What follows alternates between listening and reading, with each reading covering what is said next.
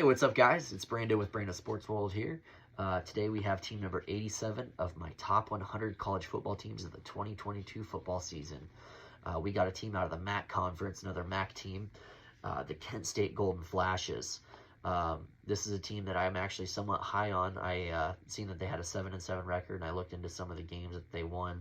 I think this game they have a team that has a lot of potential, honestly, and I'm kind of looking forward to watching several of the games, especially some of the early games. So let's get on into it and see what we got going on here. They have a heck of an out-of-conference schedule. They play at Washington to start the season, and I know that Washington is a world beater, but it's probably not a team that of Kent State's level that you'd want to be playing. But on the opposite side of the coin, you play a team like Washington. You know you're battle tested against a Power 5 team that has a talent in several different areas of their team, and you'll see how that pays off towards the end of the season. And I think that could be one of those cases here for Kent State. So we'll start this case study and see how it turns out. But yeah, game one at Washington, it's a big loss. I don't think this game is going to be too close. I think you'll be overmatched, overpowered. As much as I'd like to say this game's going to be close, I don't think it's going to be. So for that reason, I'm going to say 0-1 to start the season. Heading into week 2, an even tougher challenge. It's at Oklahoma, the Sooners. Just when you thought, starting out with a team that was already in the group or Power 5, then you run into a beast of a team. It's going to be interesting, though, with it being Oklahoma, now that Coach Venables is back on the sidelines there. I'm curious to see how much of a defensive-minded team that they do become with his history, as well as incorporating some of their offensive philosophy that they've used in the past. Obviously, they have the talent on their roster all across the board here.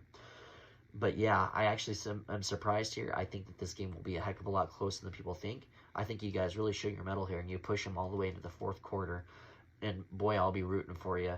But I think that they just edge you guys out. I think a sloppy turnover at the inopportune time, late touchdown by Oklahoma. They'll throw a deep pass or something to Marvin Mims. They'll score deep touchdown over the top and cancel the game out. But I do think you guys have a heck of a game here. I really, really do. But we'll put you at 0-2 on the season heading into week 3. Heading into week 3, they play LIU. It's a home game.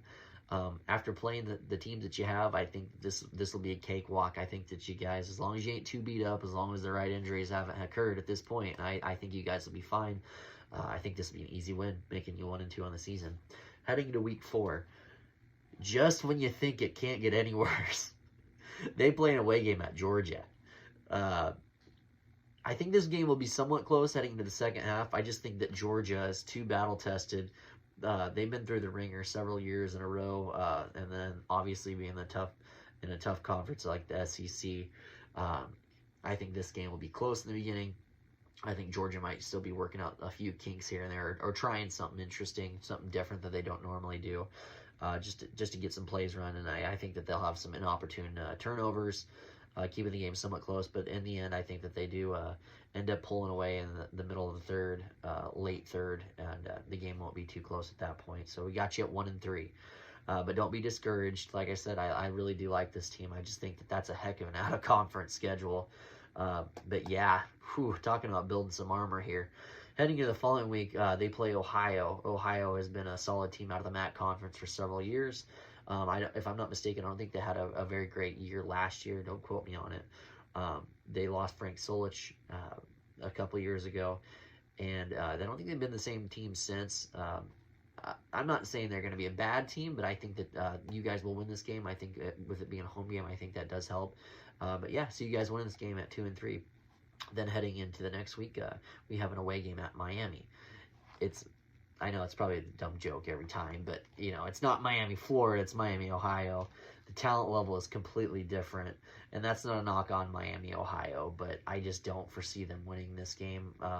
I got you guys winning this game. I think you're the better team here, so you're 3-3 at this point in the season. The following week, you play an away game at Toledo.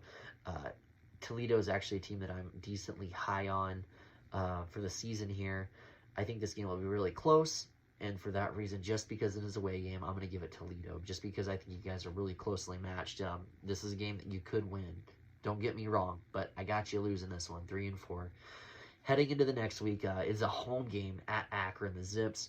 I think that with all you guys have been through at this point, getting close to that bye week, I think that you guys handle business here and you become 4-4 on the season. A very respectable 4-4 with considering the schedule. The following week, obviously, we had that bye week at a perfect time. You guys are going to recoup here, and I think this is going to be great. So now the next week we play Ball State Cardinals team at home. I think this is a very winnable game. I think you guys run them out of the water here and send them back home. 5-4 on the season now. The following week is an away game at Bowling Green.